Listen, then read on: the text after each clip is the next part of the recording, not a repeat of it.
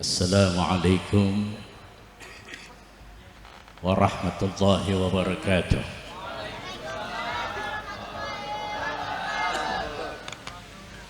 Bismillahirrahmanirrahim. Alhamdulillahi rabbil alamin. Wa bihi nasta'in ala umuri dunya waddin. Wassalatu wassalamu ala Muhammadin wa ala alihi wa sahbihi ajma'in, amma ba'd. Alhamdulillah, puji syukur kehadirat Allah subhanahu wa ta'ala pada malam yang penuh berkah ini. Allah pertemukan kita untuk sama-sama menyampaikan rasa syukur kita kepada Allah subhanahu wa ta'ala. Hingga saat ini masih Allah panjangkan umur kita, masih Allah berikan al-iman wal islam, juga Allah gerakkan hati dan pikiran kita serta langkah kaki kita untuk memenuhi undangan daripada sahibul majlis, yaitu Majlis Ta'lim Busral Muttaqi di bawah pimpinan Al-Ustaz Agil. Mudah-mudahan berkah kehadiran kita, bapak-bapak, ibu-ibu, para remaja putra dan putri, wabil khusus guru kita Al-Ustaz Kiai Muhammad Nur Hadi. Mudah-mudahan berkah kehadiran beliau Allah tambahkan keberkahan kepada kita sekalian, amin ya rabbal alamin. Juga tidak lupa Al-Habib Husain ibn Ali bin Saleh Al-Attas yang tadi membacakan riwayat Maulid Rasul sallallahu alaihi wasallam, dan saudaranya Al-Habib Muhammad ibn Ali bin Saleh Al-Attas beserta para habaib yang lain, para asatidzah, para muallimin yang saya tidak sebutkan satu persatu, tetapi tidak mengurangi rasa ta'zim, hormat al-faqir kepada mereka yang telah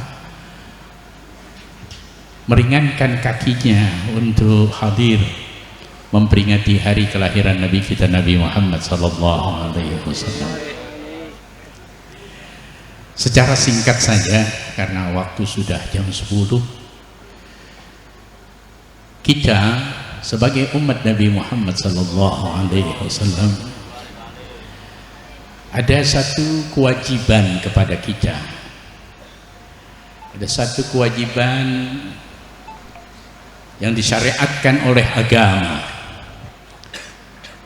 untuk kita umat Nabi Muhammad yang telah berumur akil baligh untuk mengenal hal ihwal Nabi kita Nabi Muhammad sallallahu alaihi wasallam. Ini merupakan kewajiban bagi tiap-tiap mukallaf, bagi laki-laki atau perempuan yang telah berumur akil baligh, wajib mengenal hal ihwal Nabi kita Nabi Muhammad sallallahu alaihi wasallam. Kapan kita punya kesempatan untuk mengenal Nabi kita Nabi Muhammad sallallahu alaihi wasallam? Kapan kita sempat mempelajari yaitu keadaan hal ihwal Nabi kita Nabi Muhammad yang diwajibkan oleh agama? Betapa umat Nabi Muhammad sudah mundur dalam hal ini. jauh terbelakang, tidak lagi mengenal yaitu hal ihwal Nabi kita Nabi Muhammad SAW yang diwajibkan oleh agama. Alhamdulillah, ulama-ulama kita dengan kecerdasannya, dengan nazrahnya, mendapatkan yaitu satu nazrah daripada Allah Subhanahu wa ta'ala untuk mengumpulkan umat Nabi Muhammad di dalam satu momen, dalam satu acara menyambut hari kelahiran Nabi kita Nabi Muhammad sallallahu alaihi wasallam. Di sanalah seorang muballighin, seorang ustaz, seorang kiai, ya di antaranya al-ahl Ustaz Kiai Abdul Hadi yang sering menyampaikan tausiah agama di wilayah kita khususnya. Kalau bukan karena acara Maulidir Rasul, kita nggak kenal kepada Nabi kita Nabi Muhammad sallallahu alaihi wasallam.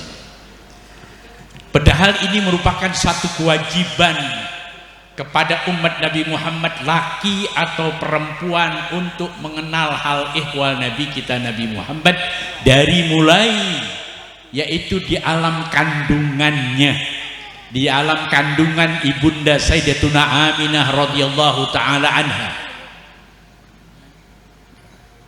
Di dalam sirah nabawiyah dijelaskan, bahkan tadi dibacakan ya riwayat Maulid Rasulullah sallallahu alaihi wasallam di dalam kitab Al-Barjanji, dimulai daripada kehamilan Rasulullah di dalam kandungan ibunda Rasulullah sallallahu alaihi wasallam Sayyidatuna Aminah, sampai dilahirkannya Nabi kita Nabi Muhammad, terus sampai dibesarkannya Rasulullah, sampai diangkat menjadi Nabi dan Rasul, sampai wafatnya Rasulullah sallallahu alaihi wasallam.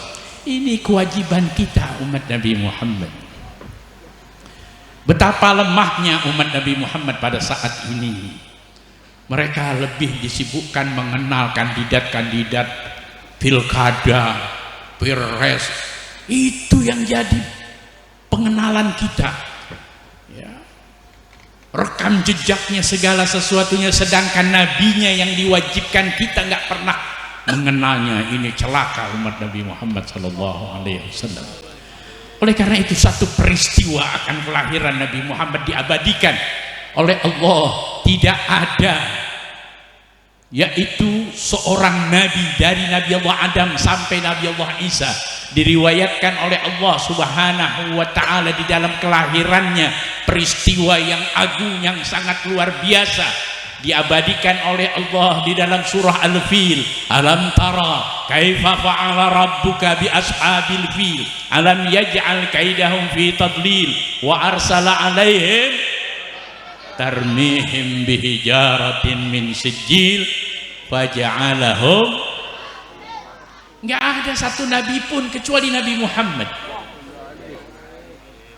Kenapa Allah Subhanahu wa ta'ala pertontonkan, Allah perlihatkan keagungan Nabi Muhammad ijlalan ikraman di maulidin Nabi sallallahu alaihi wasallam, di mana 3 hari menjelang tentara Abraha masuk ke dalam negeri Mekah, pemimpin bangsa Quraisy, yaitu pemelihara daripada Ka'bah Baitullahil Haram, pemimpin negeri Mekah, yaitu kakeknya baginda Rasulullah sallallahu alaihi wasallam Sayyidina Abdul Muttalib, dipanggil oleh tentara, yaitu oleh Raja Abraha, untuk menghadap kepadanya. Setelah sampai Sayyidina Abdul Muttalib di hadapan sang raja, yaitu Raja Abraha, secara singkat yaitu Raja Abraha meminta, wahai pemimpin negeri Mekah, saya beri waktu kepada Anda untuk memindahkan penduduk negeri Mekah, mengevakuasi penduduk negeri Mekah. Silahkan kalian keluar dari negeri Mekah, bawa harta-harta kalian, bawa anak istri kalian, bawa yaitu ternak-ternak kalian, keluarlah kalian dari negeri Mekah dalam jangka waktu 3 hari. Apabila Anda beserta penduduk negeri Mekah tidak menghiraukan imbauan ini, amanat ini, niscaya apabila mereka masih ada, bahkan 1 orang pun akan kami bunuh, kata tentara Abraha. Masya Allah, 3 hari dikasih waktu. Ini masalah besar. Maka Sayyidina Abdul Muttalib nggak jadi khawatir, nggak jadi khawatir. Wahai sang raja, tidak apa-apa bagi kami. Ya, silahkan Anda kuasai ini negeri, silahkan Anda kuasai Ka'bah Baitullahil Haram. Maka sang raja bertanya, wahai pimpinan kaum Quraisy, wahai penjaga Ka'bah, kenapa Anda nggak khawatir? Ya. Kenapa nggak ada perasaan rasa khawatir bahwa Ka'bah yang selama ribuan tahun, yaitu anak keturunan daripada Sayyidina Ismail, kuasai untuk menjaga Ka'bah Baitullahil Haram, kok Anda biasa-biasa aja? Bagaimana mungkin saya bisa melawan tentara Abraha yang dengan segala kekuatan penuh sudah mengelilingi negeri Mekah? Sebentar saja mereka bergerak, selesai penduduk negeri Mekah akan dibantai. Tidak ada satu bangunan pun yang akan tetap berdiri. Bukan itu yang aku maksud. Kok Anda selama ini keturunan Anda telah memelihara Ka'bah Baitullahil Haram, kok Anda diam? Ka'bah bukan urusan saya. Ka'bah ada pemiliknya, yaitu Allah Subhanahu wa ta'ala. Biarlah Allah yang akan urus Ka'bah tersebut. Kami dalam urusan dunianya sudah selesai. Kami tidak bisa berhadapan dengan Anda yang dengan kekuatan penuh untuk menghancurkan Ka'bah dan menghancurkan negeri Mekah. Luar biasa Anda. Oh, ta'zim luar biasa. Dari duduk sang raja sambil berdiri, memberi penghormatan kepada kakeknya Rasulullah sallallahu alaihi wasallam. Maka diantar oleh sang raja dari motor, gila bener betul. Kang ojek kalau itu. Maka diantar oleh sang raja, Raja Abraha keluar mengantar, yaitu Sayyidina Abdul Muttalib, karena takzim, penghormatan yang luar biasa. Ya. Maka dalam jangka waktu singkat, seluruhnya penduduk negeri Mekah, harta-harta mereka, binatang-binatang ternak mereka sudah tidak ada lagi di negeri Mekah, kecuali satu, yaitu Sayyidatuna Aminah, ibunda Rasulullah sallallahu alaihi wasallam, yang sebentar waktu, tinggal menunggu waktu, bukannya hari tapi menunggu jam akan kelahiran Nabi kita, Nabi Muhammad sallallahu alaihi wasallam. Betapa kekhawatiran yang sangat besar, yaitu kakek Rasulullah Sayyidina Abdul Muttalib melihat menantunya, yaitu Sayyidatuna Aminah, masih ada di rumahnya, sedangkan kehamilannya sudah begitu besar, hanya ditemani oleh Ummu Aiman, yaitu pembantu daripada suaminya, ayah daripada Rasulullah Sayyidina Abdullah. Hanya berdua perempuan ada di dalam rumah. Maka datanglah Sayyidina Abdul Muttalib, wahai anakku, wahai menantuku, wahai kekasihku, ayo kita tinggalkan negeri Mekah. Sebentar lagi tentara Abraha akan masuk dan menghancurkan semua apa yang ada, bahkan membunuh semua apa yang ada. Tidak, wahai ayah, saya tidak akan keluar dari negeri Mekah dan tidak akan keluar dari rumahku, karena aku akan melahirkan putraku. Aku berharap putraku lahir menghadap ke arah Ka'bah Baitullahil Haram. Masya Allah. Ini sengaja Al-Faqir ceritakan, ini adalah majlis maulid, ini adalah panggungnya Rasulullah Jangan berbicara kecuali tentang Rasul. Buat apa kita mengadakan Maulid Rasul yang kita ceritakan bukan tentang Rasulullah, sehingga umat gak kenal kepada nabinya. Masya Allah, sekarang enak-enak aja orang ceramah Maulid yang diceritain bukan nabinya. Jadi umat semakin bodoh tentang nabinya, sedangkan kewajiban mengenal nabi ya, yang disyariatkan oleh agama. Oleh karena itu Al-Fagir mengambil kesempatan ini, mohon maaf harus Al-Fagir ceritakan biar sedikit. Maka saya bilang, Abdul Muttalib, bagaimana mungkin aku tega? Kau hanya berdua dan kau pasti dibantai. Bagaimana cucuku lahir pasti dia akan dibunuh oleh Raja Abraha.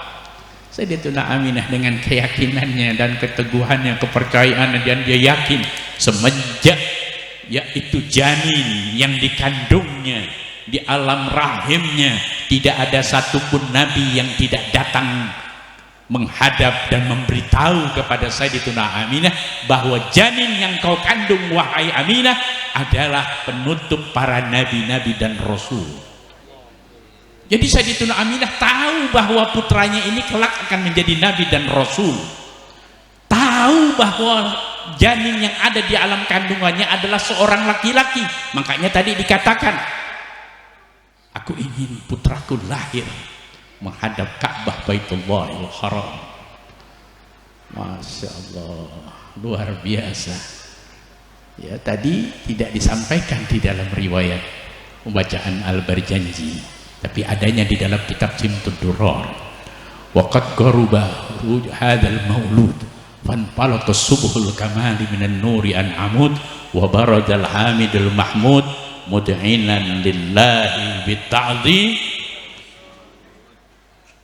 Berarti harapan cita-cita ibunda Sayyidatuna Aminah berharap putranya lahir dalam keadaan sujud di dalam, yaitu menghadap Ka'bah Baitullahil Haram, yaitu Allah ijabah.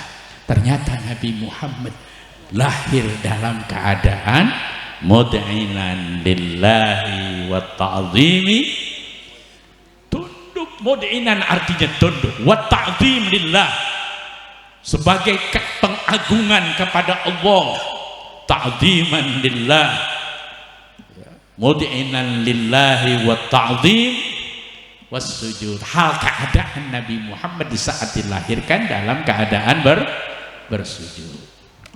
Kira-kira ada laki-laki lahir atau perempuan lahir dalam keadaan sujud? Ada enggak? Ada enggak di alam dunia? Ini kok pada diemannya lapar apa? Ada enggak manusia lahir dalam keadaan sujud? Sujud bukannya tengurap, bukan. Bayi lahir rata-rata ada yang nyungsang, dia tengurap, umumnya celentang. Sujud yang dimaksud sebagaimana kita sholat, begitulah lahirnya Nabi Muhammad.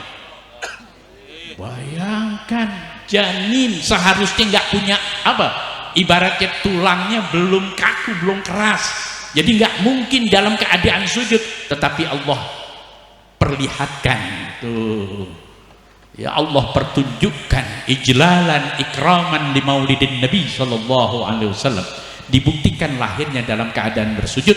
Pada saat lahir Nabi Muhammad, tentara, yaitu tentara Allah, tayran ababil tarmihim bihijaratin min sijil faja'alahum, habis tentara Abraha, tidak ada yang tersisa, gajah-gajah besarnya semuanya mereka dihancurkan oleh Allah.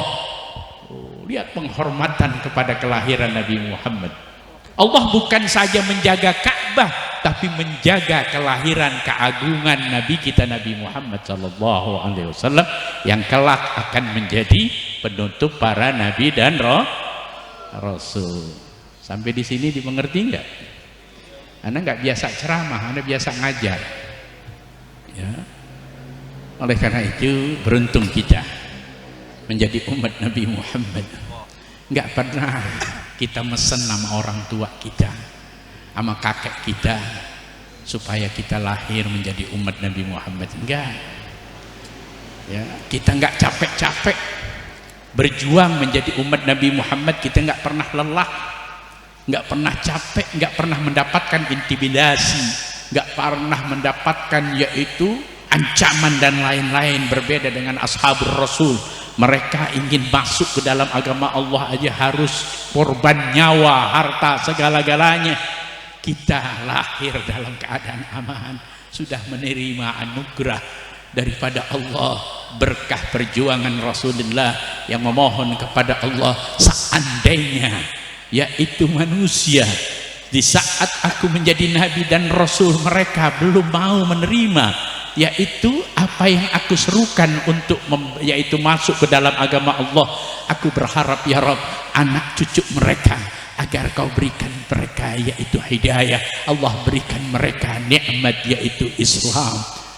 Kita adalah bagian dari salah satu doa daripada Rasulullah, bahwa Rasulullah berharap seandainya kakek-kakek dulu kita nggak tahu sudah berapa ratus keturunan daripada kakek kita yang mereka belum pada saat itu mungkin belum menerima Islam.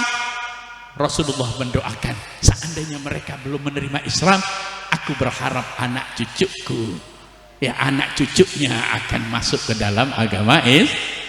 Nah, mudah-mudahan kita salah satunya. Dengan demikian, inilah tanda syukur kita memperingati hari Maulidin Rasul tanpa kita meminta kepada Allah. Allah berikan karunia yang sangat besar yaitu nikmatul iman wa nikmatul Islam. Nih adik-adik jangan ngobrol nih ya. Dengerin atau mau makan ke dapur aja. Ajak nih panitia nih. Ya. Al-Fakir membawa catatan khusus untuk yaitu sebagai tanda syukur kepada Allah Subhanahu wa taala, di mana pada saat ini kita menyampaikan rasa syukur kepada Allah, kita masih diberikan umur, masih diberi kesempatan lisan kita bersalawat kepada Nabi kita Nabi Muhammad sallallahu alaihi wasallam. Maka rasa syukur itu enggak bertepuk sebelah tangan. Rasulullah pun bersyukur kepada umatnya yang hingga saat ini sudah 1500 tahun masih saja mengikuti syariat Nabi kita Nabi Muhammad. Kita alhamdulillah kita masih melaksanakan ibadah salat, masih berpuasa, masih mengeluarkan zakat, masih berkumpul dengan saudara kaum muslimin dan lain-lain. Ini luar biasa. Ini nggak bisa diusir apa anak-anak nih? Panitianya kemana sih? Ayo keluar ente anak-anak nih, jangan di sini berisik, mengganggu aja. Ini panitia nggak beres ini panitia. Akbar keluarin nih anak-anak nih, nggak bisa dibilangin. Didengar juga enggak, paham juga enggak. Buat apa ditaruh di depan? Ini nggak bener maulid seperti ini nih. Aja ke tempat makan biar dia makan. Nggak boleh maulid dihadirin anak-anak, taruh di tempat yang sepi yang tidak mengganggu acara Maulidin Rasul. Ketika dibaca riwayat maulid mereka tenang aja, giliran nasihat agama yang seharusnya kewajiban diterima oleh umat Nabi Muhammad mereka ganggu. Itulah iblis-iblis yang menyamar kepada anak-anak, masuk kepada anak-anak kita. Masya Allah, hati-hati orang tua ini, anak-anaknya dibiarkan begini. Buat apa mereka dihadirkan? Jangan coba-coba anak-anak dihadirkan di dalam acara maulid. Silahkan mereka hadir, tapi tempatkan jangan di depan orang yang sedang berbicara. Mengganggu betul ini. Al-Fakir ulangi lagi, rasa syukur kita kepada Allah karena kita masih Allah berikan nikmatul iman wa nikmatul Islam, masih mau menyampaikan salawat lisan kita kepada Rasulullah. Rasulullah senang melihat umatnya kumpul seperti ini, menyampaikan, mendengarkan hal-hal yang berkenaan dengan kelahiran Nabi kita Nabi Muhammad yang merupakan kewajiban syariat agama untuk mengenal Nabi Muhammad. Ya, Ustaz, apa sih maksudnya bahwa kita wajib mengenal Nabi Muhammad SAW? Bagaimana mungkin Setiap hari kita melaksanakan sholat, mengucapkan asyhadu an la ilaha illallah wa asyhadu anna muhammadar rasulullah. Ini konsekuensi yang sangat besar. Kita mengucapkan aku bersaksi bahwa tidak ada Tuhan kecuali Allah, ini sanksinya sangat besar. Nggak bisa sekedar lisan kita mengenal Allah, harus kita mengenal sebaik-baiknya dalam pengenalan. Makanya ketika kita mempelajari sifat 20 tentang sifat-sifat wajib Allah, di sana dikatakan awwal wajibin alal insani ma'rifatul ilah istiqani. Ya, harus belajar antum. Ya, kenalin Allah supaya nanti nggak ketipu. Banyak sebentar lagi keluar orang yang ngaku Tuhan. Dan resiko efek daripada ketidaktahuan kita mengenal Allah nanti ketika kita meninggal dunia, yang mula-mula ditanya oleh malaikat Jibril, malaikat Munkar wa Nakir, man rabbuka. Kalau kita nggak kenal, bagaimana mungkin kita mampu yaitu mentaswir, yaitu untuk mengungkapkan bahwa Tuhanku Allah, yang mana Allah dengan sifatnya ini. Itu pertanyaan yang harus dijawab. Kemudian waman nabiyuka, dan siapa nabimu? Kalau kita nggak kenal, tidak mau mempelajari tentang Nabi Muhammad, bagaimana mungkin kita bisa menjawab pertanyaan Munkar wa Nakir tentang siapa nabimu? Nggak mungkin. Oleh karena itu ada kewajiban untuk mengenal Nabi Muhammad. Kenalkan sifat-sifatnya. Nabi Muhammad sungguh telah meninggal dunia, tapi sirahnya, sejarahnya, mukjizatnya terus sampai saat ini kita bisa pelajari dan kita mengenal Nabi Muhammad dengan apa yang ada. Salah satunya di dalam pembacaan riwayat Maulid di dalam kitab Al-Barjanji tadi. Jadi rasa syukur Nabi Muhammad kepada umatnya, Rasulullah katakan kepada kita, kepada umatnya, Rasulullah memberi nasihat kepada kita. Wa qala an-nabiy sallallahu alaihi wasallam, asrafu ummati, semulia-mulianya umatku. Lihat nih, Nabi kasih tahu semulia-mulianya umatku, yaitu hamalatul Quran, orang yang sedikit-sedikit menghafal Al-Quran.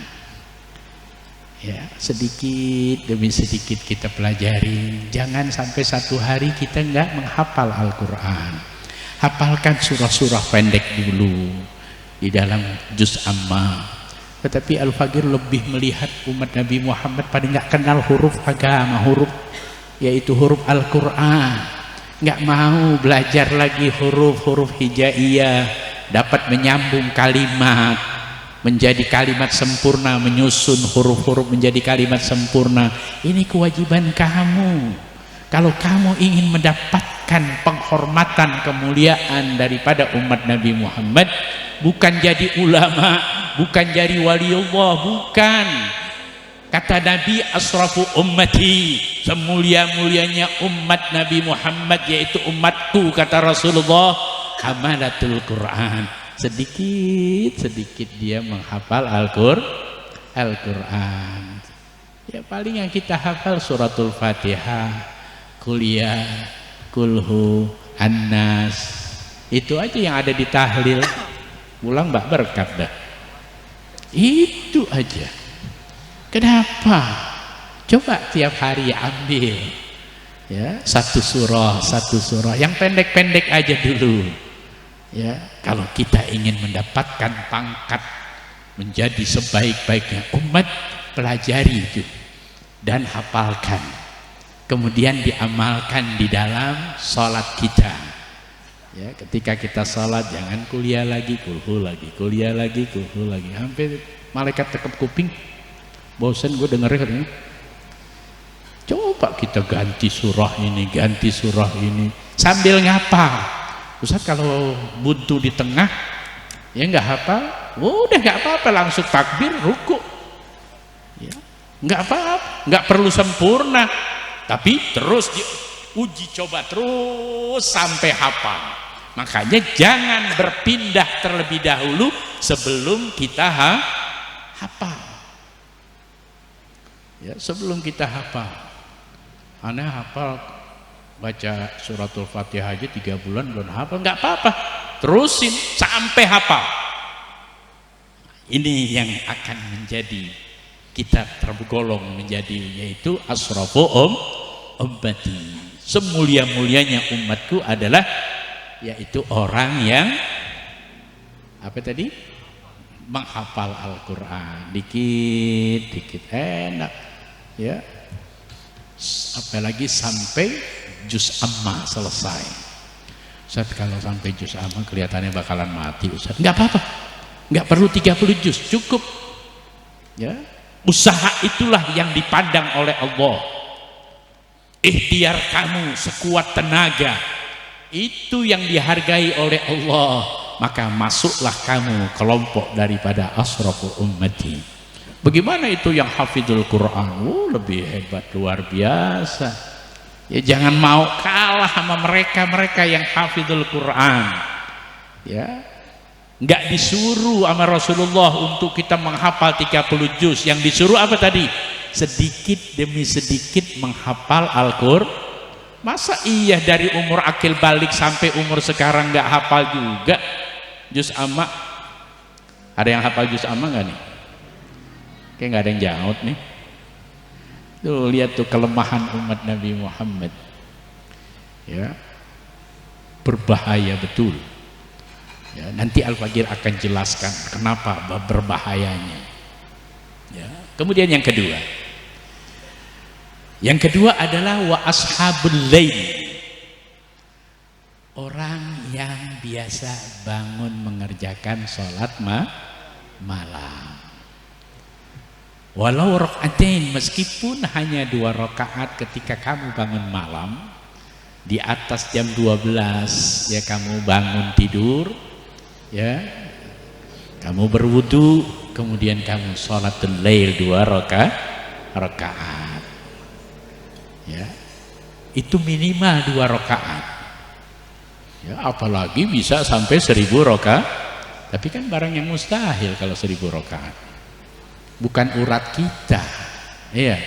Minimal Rasulullah bilang rakaatain, minimal 2 rakaat kamu bangun tidur malam ya, ngendusin jam 12 jam 1 ya, sholatul lail, masuk kamar mandi. Ini kagak nyari channel TV, ada bola nggak ya? Innalillah, umat Nabi Muhammad masa seperti itu ya. Hati-hati untuk umat Nabi Muhammad nih. Bagaimana kita mau dikatakan yaitu sebaik-baiknya ummah yang Allah abadikan, kuntum khaira ummatin ukhrijat linnas. Ini bukan kaleng-kaleng, ini Allah yang berbicara. Tapi faktanya apa ya? Menghafal Al-Quran sedikit-sedikit aja enggak, bangun malam aja enggak. Ini kan mau dikata umat Nabi Muhammad, mau dikata kuntum khaira ummah. Enggak salah Allah ngomong begitu, enggak salah Nabi berbicara seperti itu. Bukan Allah yang salah, bukan Nabi yang salah, kita umat Nabi Muhammad yang nggak tahu diri. Padahal Allah sudah muliakan, kuntum khaira ummah, kalian adalah sebaik-baiknya ummah ukhrijat linnas, yang dilahirkan dari jumlah manusia yang jumlahnya triliunan dari zaman Nabi Adam. Kalian adalah yang terbaik. Satu di antara kebaikan kalian tadi, ta'muruna bil ma'ruf wa tanhauna 'anil munkar. Ya. Al-Faqir nggak ceritakan tanhauna 'anil munkar atau ta'muruna bil ma'ruf. Kita masuk kepada yaitu ashabul lail dulu. Kita ini kata Rasulullah kalau ingin menjadi umat yang termulia adalah umat yang selalu ketika bangun malam dia mengerjakan sholatul lail walau rakaatain, meskipun 2 rakaat. Sebagaimana firman Allah Subhanahu wa taala, qala Allah taala bismillahirrahmanirrahim wa minal laili fatahajjat bihi nafilatan lak. Ya, Ini pasti antum sudah dengar ini firman Allah, ya. Wa minal lail, dan sebagian malam. Ya, artinya sebagian malam kan malam dimulai masuknya waktu asar. Ya. Kalau sudah masuk waktu asar itu bagian daripada menjelang datangnya malam. Wa minal lail, sebagian daripada waktu malam. Ya. Fatahajjat bihi. Ya. Maka lakukanlah oleh kamu melaksanakan nafilah, yaitu salat tahajud, nafilatan lak, ya, yaitu melaksanakan atau melakukan salat tahajud, ya, sebagai waktu ibadah, nafilah yaitu sebagai ibadah sunnah, nafilatan. Ya. Kemudian asa ayyab'atsaka rabbuka maqaman mahmuda. Ya, mudah-mudahan Tuhanmu akan membangkitkan kamu maqaman mahmuda, kedudukan yang tinggi. 2 rakaat punya pangkat di sisi Allah. Nabi begitu bangganya umat Nabi Muhammad ketika dia bangun di atas jam 12, dia bangun kemudian dia sholat. Nabi bangganya luar biasa. Asa ya ayyab'atsa rabbuka maqaman mahmuda. Mudah-mudahan Allah akan bangkitkan kamu kelak yaumal qiyamah maqaman mahmuda. Ya Allah, semua orang nengok siapa dia. Yaumul qiyamah begitu gelapnya, nggak ada matahari, gelap gulita sebagaimana malam ini. Ini masih ada cahaya, nanti yaumul qiyamah nggak ada listrik, nggak ada apa, gelap gulita. Semua orang berpaling, siapa dia? Dialah orang yang mengerjakan sholatul lail 2 rakaat saja. Asa rabbuka ayyab'atsa rabbuka maqaman mahmud. Nggak bangga kita, orang pada terperangah, siapa ini? Ya Allah, cahayanya luar biasa. Ya Allah, jangan dianggap enteng ini. Ini Rasulullah berharap kepada kita agar kita menjadi umat yang terbaik. Ya. Asraf, dikatakan asraf, digunakan isim tafdil, semulia-mulianya umatku, yaitu orang yang belajar sedikit demi sedikit membaca Al-Qur'an, hamalatul Qur'an. Mulai saat ini ayo bikin gerakan untuk pribadi aja. Kalau ngajak temen agak susah, paling nanti di bulan puasa. Ya, di bulan puasa masih mau tuh orang kumpul di musola, tadarus. Iya, tadarus juga masing-masing bacanya. Bukan begitu yang dikatakan tadarus. Ya, yang artinya tadarus yaitu orang baca Al-Quran ada yang bimbing. Tuh, jangan ente baca masing-masing. Yang kalau salah siapa yang betulin? Ya, harus datangkan guru. Ya Ustaz, kalau datangin guru kan biaya lagi. Ya. Nanti kalau bakal makan udah siap aja, giliran bakal guru susah bener. Bakal untuk menjadi maqamah mahmuda aja susah bener, mau menjadi sebaik-baiknya ummah aja susah bener. Coba misalkan 10 orang, ya 10 orang bisa kumpulkan selama 1 bulan 50.000 aja sebulan. Bakal apa? Bakal ustadz kita yang ngajarin, yang nongkrongin tuh untuk kita tadarus. Dari mulai misalkan jam 8 malam habis tarawih atau jam 9 malam setelah kita istirahat sholat tarawih, mulai tadarus sampai menjelang ya Allah, masih pelit juga untuk mengeluarkan. Kapan kita mau mendapatkan pangkat maqamah mahmuda? Ayo mulai dari sekarang nyimpen buat 1 bulan 50.000 bulan puasa agar kita dibimbing baca Al-Qur'annya. Kan kita mau dibaca di rumah, malas nggak baca Quran? Malas, baru baca. Kemarin kan lu baca apa sih? Coba kalau adik guru dibimbing bismillahnya, ya, ada kesalahan baca bismillahirrahmanirrahim, salah, bukan begitu. Baca Fatihahnya diajarin. Hebat. Ini ketimbang kita baca 30 juz baca sendiri, salah panjang pendeknya nggak jelas. titik komaknya kita nggak tahu, menghantam kromo aja baca Al-Quran bukan jadi pahala, bahkan menjadi laknat Allah Subhanahu wa ta'ala. Ayo semangatkan untuk kita mempelajari Al-Quran agar kita tergolong masuk di dalam hadis Rasulullah, asrafu ummati hamalatul qur wa ashabul lail. Pegang ini hadis.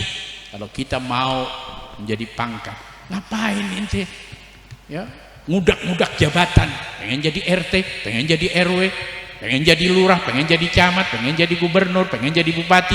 Ngapain? Ini lihat nih, ente kejar ini yang tidak pernah orang miliki, yang tidak akan pernah didapati oleh mereka-mereka yang mengejar jabatan. Kita kejar jabatan akhirat. Di dunia sebentar, baru 5 tahun sudah jatuh. Tapi kalau ente mencari jabatan akhirat, abadal abidin, selama-lamanya ente ada di dalam kedudukan yang tinggi di sisi Allah. Mudah-mudahan biar sedikit manfaat aja.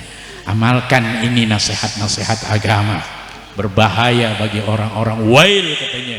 Nabi katakan wail, celaka. Artinya celaka di sini dosa yang sangat berat.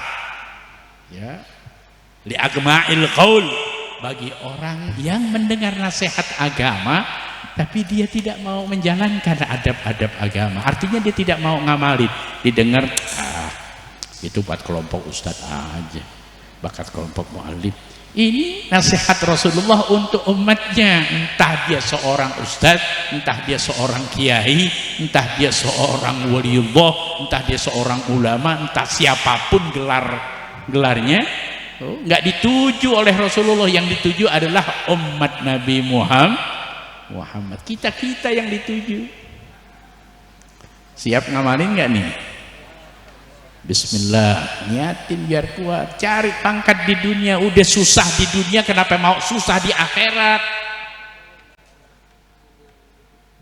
Kita jangan mau susah di akhirat.